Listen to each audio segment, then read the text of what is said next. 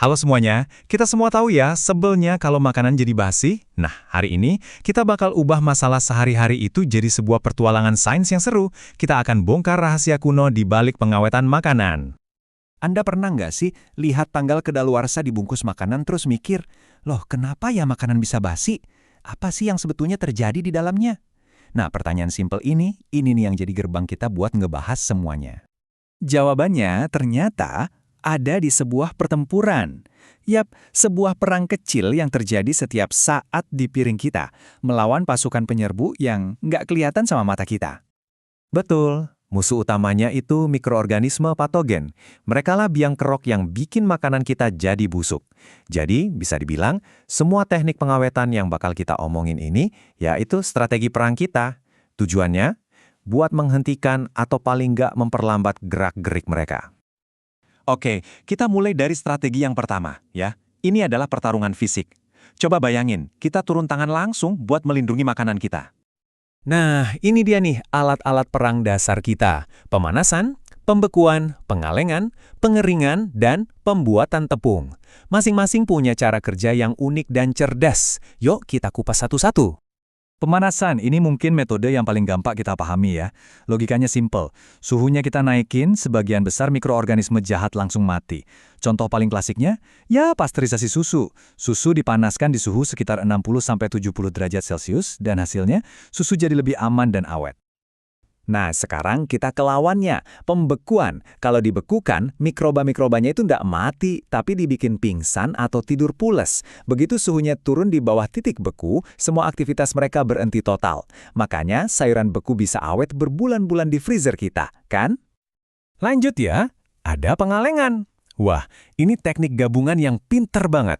Jadi gini. Pertama, makanannya dipanaskan sampai steril buat membunuh semua mikroba. Terus, langsung disegel di dalam kaleng yang hampa udara. Kombinasi maut ini, tanpa mikroba dan tanpa udara, bikin makanan bisa awet bukan lagi berbulan-bulan, tapi bertahun-tahun. Prinsip berikutnya simple banget. Semua makhluk hidup, termasuk mikroba, itu butuh air buat hidup. Jadi, teknik pengeringan itu intinya cuma satu, ambil airnya. Kalau nggak ada air, mikroba nggak bisa tumbuh. Mau itu dijemur di bawah terik matahari atau dipanggang di oven, inilah rahasia kenapa keripik bisa renyah dan awetnya minta ampun. Nah, yang ini bisa dibilang versi ekstrim dari pengeringan. Coba bayangin, bahan kayak beras kita giling jadi tepung. Proses ini bukan cuma menghilangkan air sampai tuntas, tapi juga mengubah total bentuk fisiknya. Hasilnya, jadi bubuk super kering yang stabil banget dan masa simpannya, panjang sekali. Oke, jadi tadi itu cara-cara fisik ya.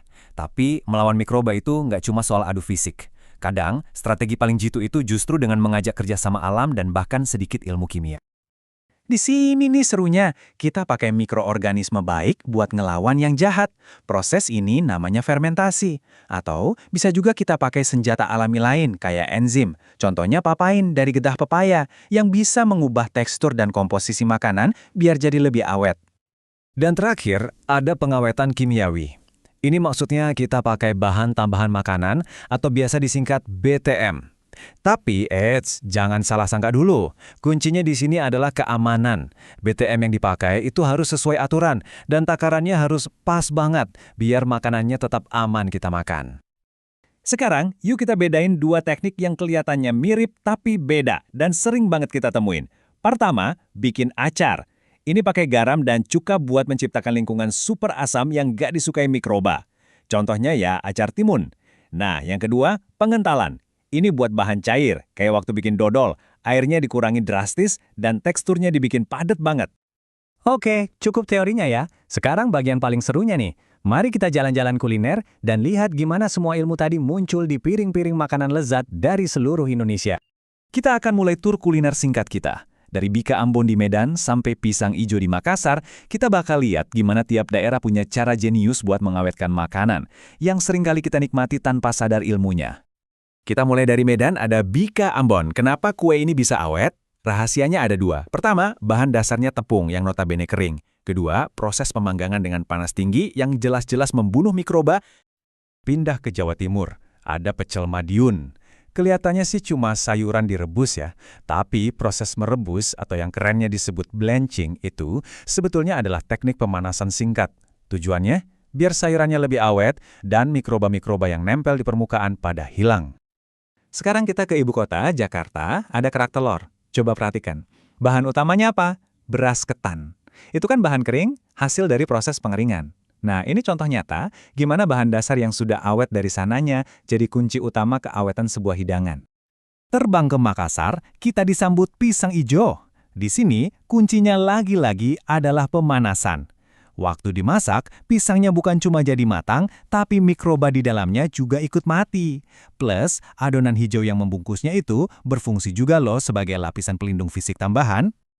Dan terakhir, kita ke Kalimantan Tengah. Ada kalumpe.